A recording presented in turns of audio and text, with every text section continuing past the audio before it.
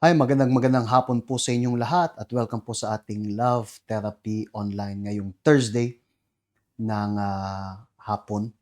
At sa ating Love Therapy today, we're gonna be very blessed kasi meron tayong pag-uusapan na most probably pag-uusapan natin sa mga darating na weeks. Even if you remember sa church, meron tayong ginawa na love therapy special, di ba, ng 5 p.m. Sabado at saka Linggo. Baka gagamitin natin to para sa araw na yon. Okay? I'm gonna let you know sa mga darating na araw, but yung subject natin today will be very special dahil ang pinag-uusapan natin is all about yung pagbabago ng ating sarili para mabago yung ating relationship, mabago yung ating love life. So, andito kami ni Marge, once again kasama ninyo para magbigay sa inyo ng mga tips mula sa salita ng Diyos na I believe na pag sinunod ninyo, tatanggapin ninyo yung bagong buhay sa inyong relationship, sa inyong marriage. Yeah? And for today, we're gonna be talking about this subject. Like father, like son. Narinig na ninyo yan, di ba? But hindi lang like father, like son. We can even mention like mother, like daughter na. um, Isa sa mga sinasabi ng marami. And actually, hindi lang to basta sabi-sabi. Ito ay actually biblical at ang Panginoong Jesus, yung pinakamagandang, let's say, teacher patungkol dyan. May tinuro si Jesus regarding this actually. Anong sabi ni Jesus? Sabi sa Biblia, sa John chapter 8, sa verse 38, I speak what I have seen with my Father, and you do what you have seen with your father. Kausap ni Jesus dito, Marge, yung mga Pharisees. And nung kinausap niya sila, sa Bible, makikita niyo yung difference. Look at there. Sabi there, I speak what I have seen with my Father, capital F. Tinutukoy niya yung Diyos. Okay? Ang ama ni Jesus, hindi niya tinutukoy dito si Joseph. Tinutukoy niya rito ay yung Diyos Ama. So, ang sinasabi daw ni Jesus ay kung ano yung nakita niya sa kanyang ama. Okay? God the Father. And then comes yung sinabi niya, and you do what you have seen with your father. And you can see na sa case na yan naman, little f. Yeah? Hindi na siya yung capital F tulad ng sinabi ni Jesus, but little yung letter na F, talking about yung mga tao. Now, what does it mean? This reveals to us yung mga ugali ni Jesus. We can see na anuman yung ginawa ni Jesus, anuman yung sinabi ni Jesus nung nandito siya sa lupa, hindi yun basta natutunan niya. Okay? Hindi yun basta ginawa niya. No. Si Jesus, ginawa niya yun kasi nakita niya yun sa Ama. Sabi natin, like father, like son, di ba? Kung ano yung ginawa ng Ama, yun yung ginagawa niya. So, magkatulad sila, di ba? Yung mga tao naman, yung mga kausap niya, sinabi niya, kung ang ginagawa niyo, yung nakita niyo sa inyong Ama. Kaya magkaiba tayo. Now, to talk about this even deeper, sinabi pa ni Jesus naman sa John 5. Sabi niya, then Jesus answered and said to them, most assuredly I say to you, the Son can do nothing of himself, but what he sees the Father do. You see, yung kanina, di ba? Anumang nakita niya sa Ama, yun yung sinasabi niya. This time naman, anumang nakita niya sa Ama niya, yun yung ginagawa niya rin. For whatever he does, the Son also does in like manner. What does it mean? This is very deep kasi pinapakita nito, Marge, na anuman yung nakita ni Jesus sa Ama, ginaya niya. Meaning, you see, lahat tayo, meron tayong natutunan. Okay? May mga tao sigurong magsasabi na, pero nung lumaki ako, wala akong ama. Pero may nagpalaki sa'yo. Ikaw, pinalaki ka siguro sa paligid. Mga kamag-anak mo, wala yung mga kamag-anak ko, mga kaibigan mo, na environment sa paligid, one way or another, tayo ay resulta ng kung papaano tayo pinalaki. And this makes a huge difference sa kung sino tayo today. Dalawang verse binasa namin sa inyo na si Jesus yung nagsabi, anumang nakita ko sa Ama, yun yung sinasabi ko. Anumang nakita ko sa Ama, yun yung ginagawa ko. Meaning, kung sino yung Ama, nagaya ko. And isn't that yung sitwasyon nating lahat? Lahat tayo ganyan. Maybe, you would say, ayokong maging katulad nung magulang ko. Maybe you didn't have a good reference. Pero, okay, it may be true, pero it doesn't mean wala kang na-absorb. The way we think, the way we say things, the way we are, ito ay resulta, Marge, ng maraming accumulation ng kung sinong nasa paligid natin. Para tayong sponge. Na-absorb natin kung ano yung nasa sa paligid natin. The way we think, the way we speak, na-absorb natin. Maybe hindi natin gustong gayahin ng let's say, purposefully. Okay? Hindi ko gagayahin purposefully, pero still, suddenly we find ourselves ginagaya kung ano yung nakita natin sa paligid natin. At kayo na nanonood sa atin, for a long time, you have been attending in our church. Maybe nakikita nyo yung sarili nyo na really, parang kayong, yung mga pastor, para kayong mga assistant, the way you react. Why is that? Kasi, yung mga nakikita nyo, na-absorb nyo, ina-apply nyo yung sarili nyo. Isip na yun nga sinabi ng Panginoong Jesus na kung ano yung nakikita niya sa Ama niya, yun yung ginagawa niya. So, you mean yung sa church? Yeah. Right? Maraming mga, sometimes, parang, hindi naman ako ganito dati. Right? Dati, nung nasa mundo kayo, you're very emotional. Right? Every time, kahit hindi nyo man kakilala, iniiyakan nyo. Pero nung pumunta na kayo dito sa ating health center, yung mindset nyo, nabago. Hindi na kayo yung ganun ka-emotional, right? Hindi na kayo dating, go to the flow na lang. Sa tubig, nagpapadala na kayo na lang sa agos. But this time, na nakikita nyo sa sarili nyo na you are different person. Hindi na kayo masyadong emotional. Even sometimes, like you were saying, yung way ng pagsasalita nila, kasi meron tayong way sa church ng pagsasalita. Pero hindi yun hindi tinuturo, right? But kasi matagal ka nang umaattend, matagal na. So suddenly, bigla na lang mapapansin mo yung sarili mo, oh my goodness. Yung way ng pagsasalita ko katulad ng way ng pagsasalita ng mga pastor, di ba? Mga assistant. Paano nangyari yun? Hindi ko naman sila gustong gayahin, pero naturally, nagagaya sila. Kasi kung ano yung nasa paligid natin, nakakaapekto ng malaki. Now, think about this pagdating dalhin natin yan sa relationship, sa love life.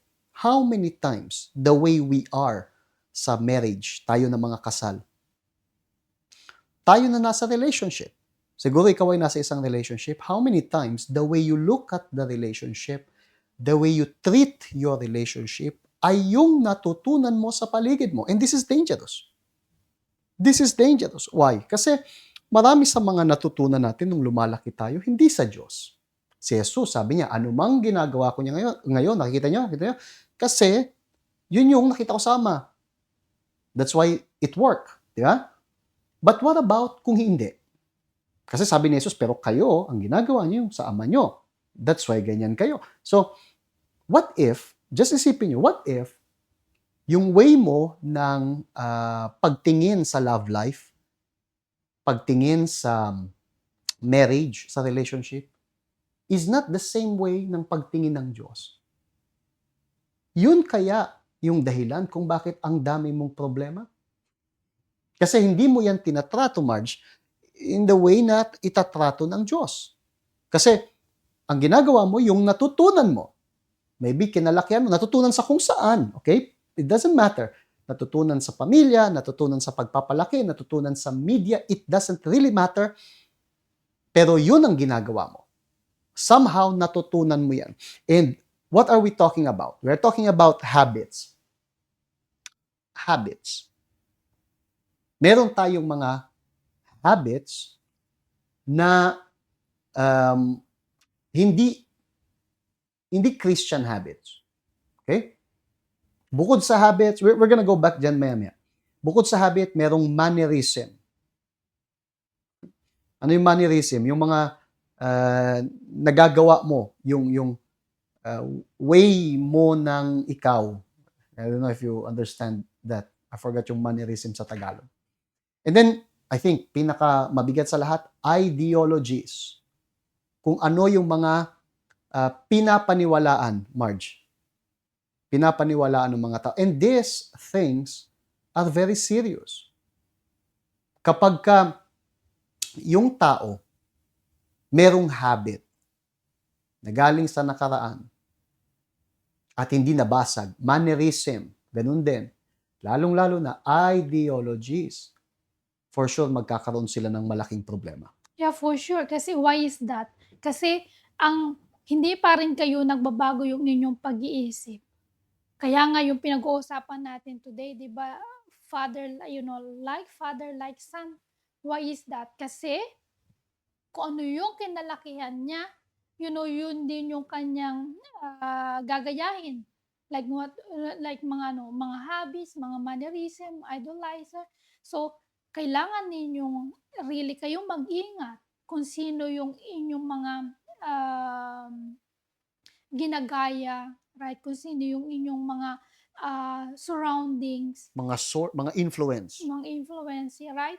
So yun, napakamalaking impact. Like for example, yung mga single, gusto kong magkaroon ako ng blessed na na love life. Pero yung surrounding naman na meron sila is what? Puro may mga wrong relationship, may boyfriend dito, may boyfriend doon, may boyfriend sa iba't ibang, network. So, paano ka gusto mo magkaroon nga ng blessed na love life ko, pero kung yung surroundings mo naman is ganun, so paano ka magkakaroon ng pagpapalain? So, kailangan kang really maging matalino, right, na pumili, okay, gusto kong magkaroon ng blessed na love life. So, saan ko yun makikita?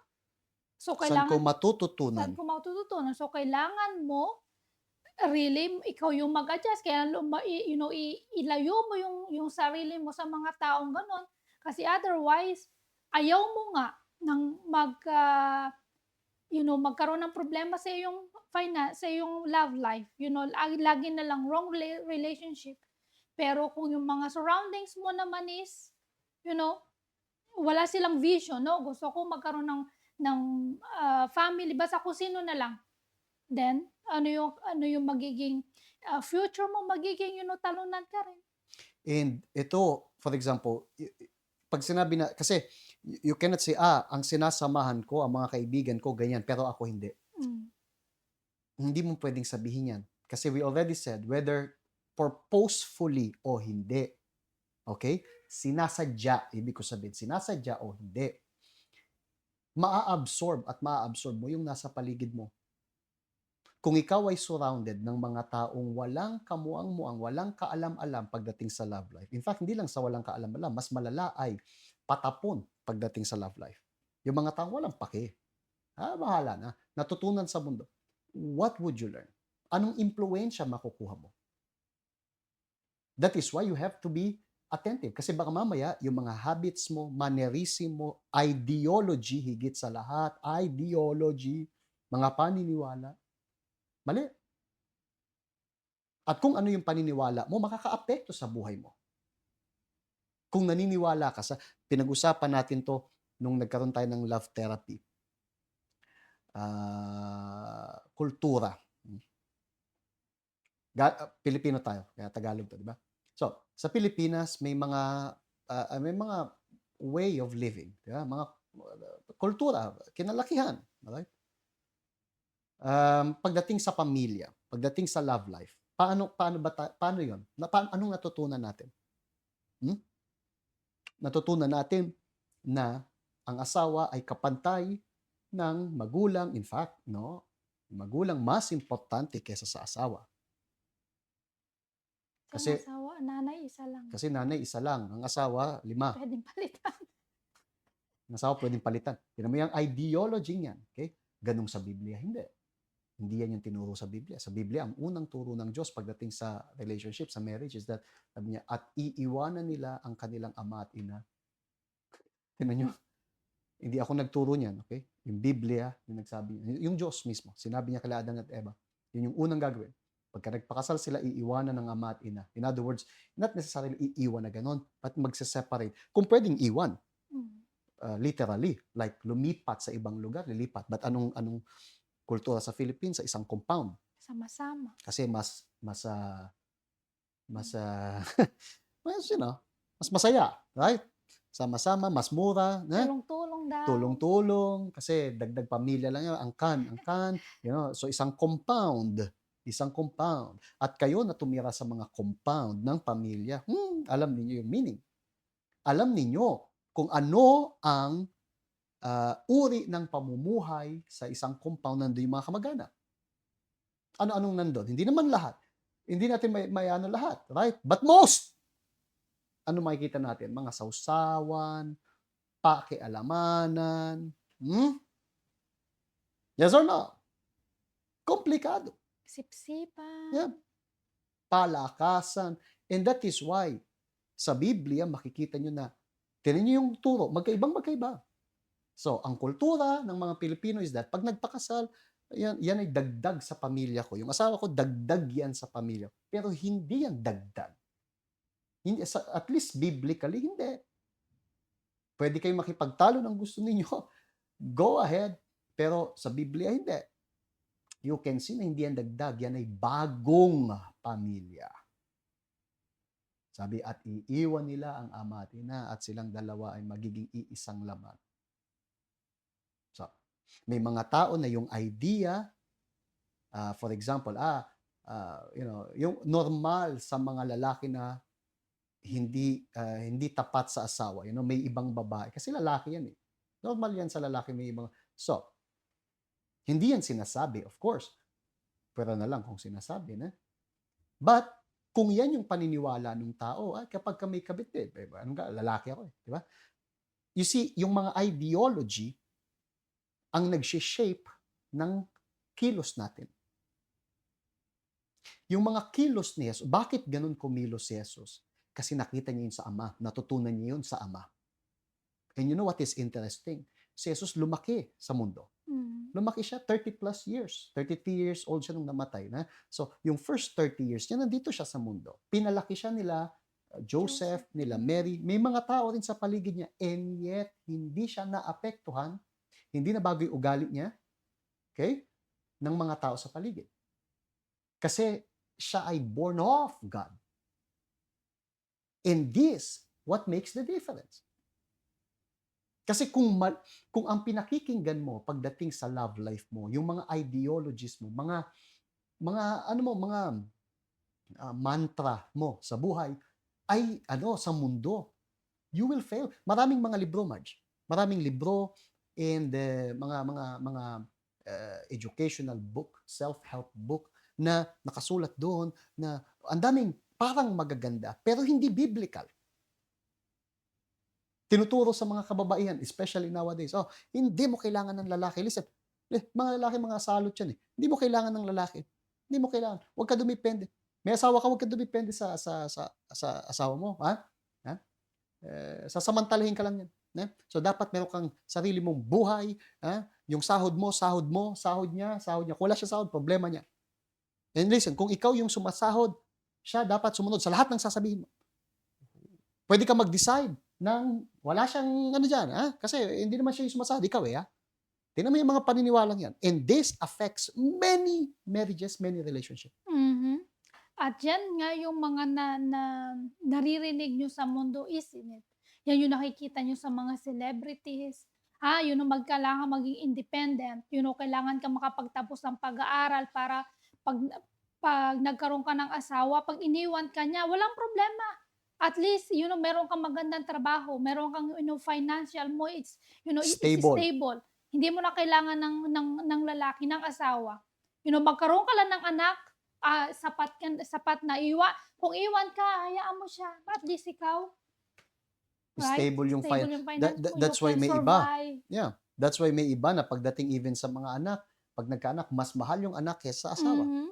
Nandun na, nakatuon na yung kanilang 100% attention sa anak. Binibigay nila ng lahat ng attention, Yeah. right? Pero pagdating sa asawa, bahala ka diyan. Bakit? Kasi itong anak kadugo ko. Yung asawa mo, Mhm. ano siya? Yung asawa mo ay iisang laman, sabi sa Biblia. Pero hindi mo yun pinapaniwalaan kasi ang pinapaniwalaan, may mga nabasa mo sa pocketbook, na basa mo dun sa ewan ko kung anong libro about family or whatever, na hindi biblical. Hindi biblical. You see, marami tayong paniniwala. Marami tayong mga alam ngayon na my goodness, dapat nating i-unlearn. Listen, we have to unlearn many things. Bakit? Kasi pag hindi mo in-unlearn, gagawin mo yung natutunan mo. Whether purposefully, sinasadya, or not. Yun. Tayo ay resulta ng mga natutunan natin. Be careful about this. And that is why itong mga to, yung habits, mannerism, ideologies, has to change. But how can this change? This will change kapag nangyari yung sinabi ni Jesus. And what is that? Jesus answered and said to him, most assuredly, I say to you, unless one is born again, he cannot see the kingdom of God. Look at this. Unless one is born again, he cannot see the kingdom of God. Kailangan daw tayong ipanganak muli. Dapat tayo ipanganak ng Diyos, magmula sa Diyos.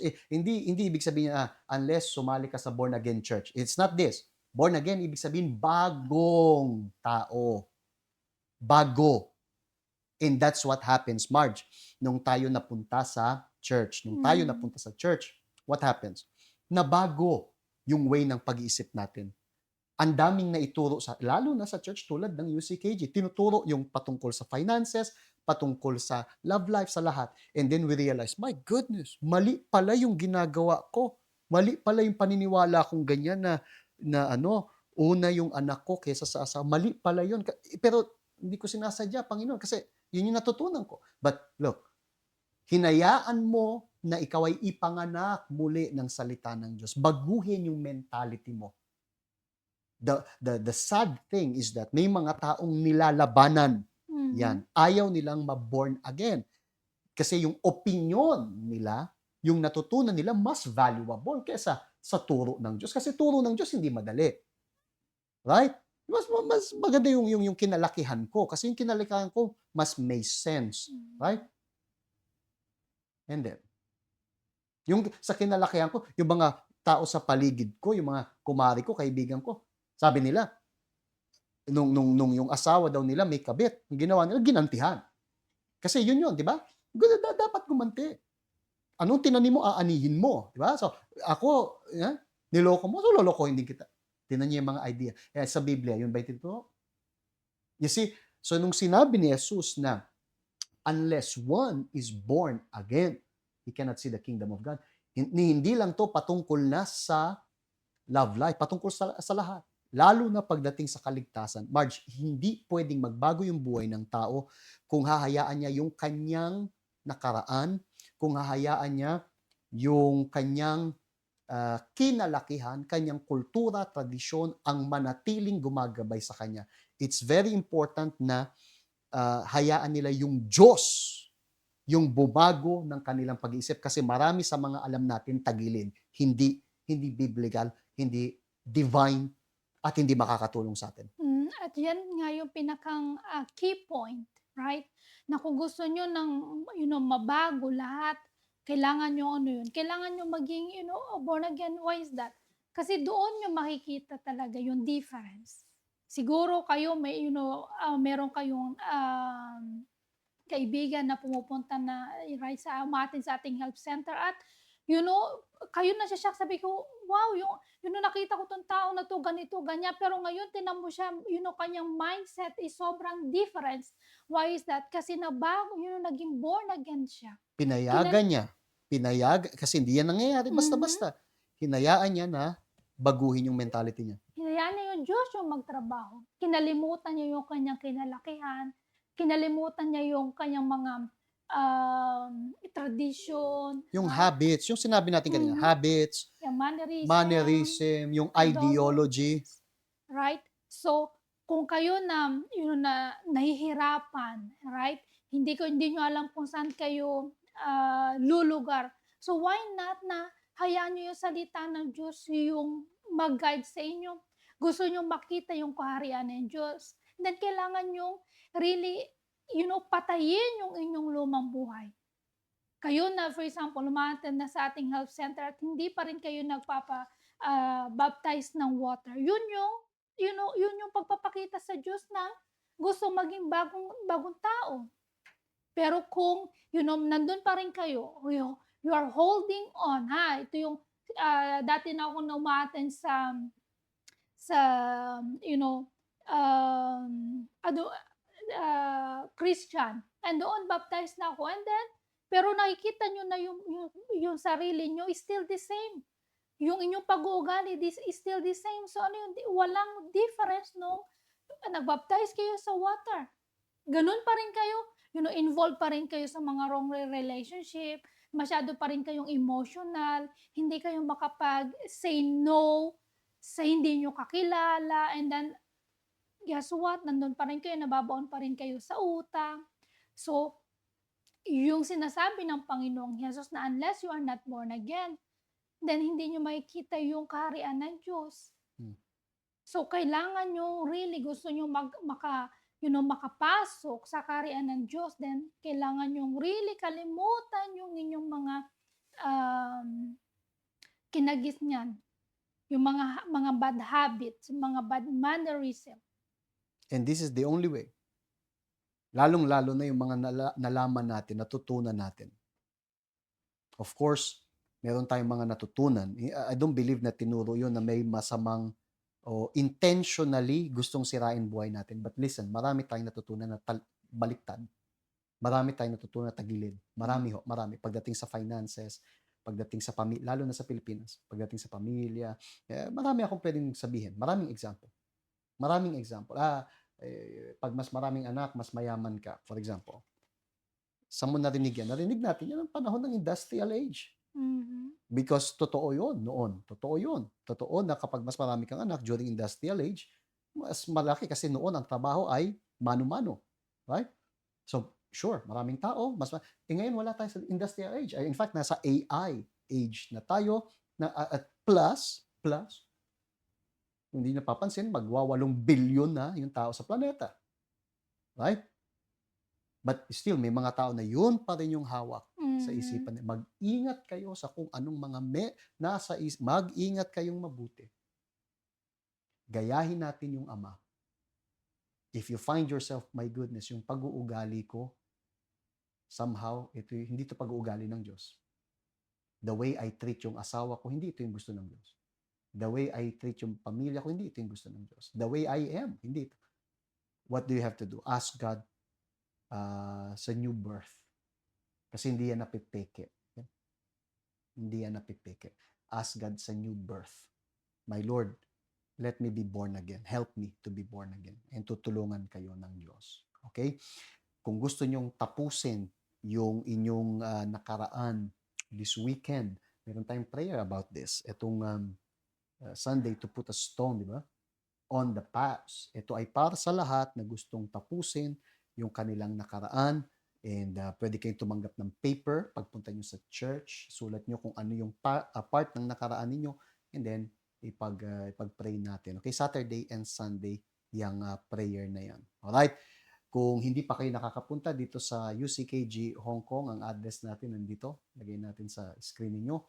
8th floor, Trade Square Building, 681 Changshawan Road, Kowloon, Hong Kong. Pag in-scan nyo to, mapupunta kayo dun sa may website ng church. Alright? Kung gusto nyo kaming kontakin, yung number ng church, ito, pwede nyo i-scan.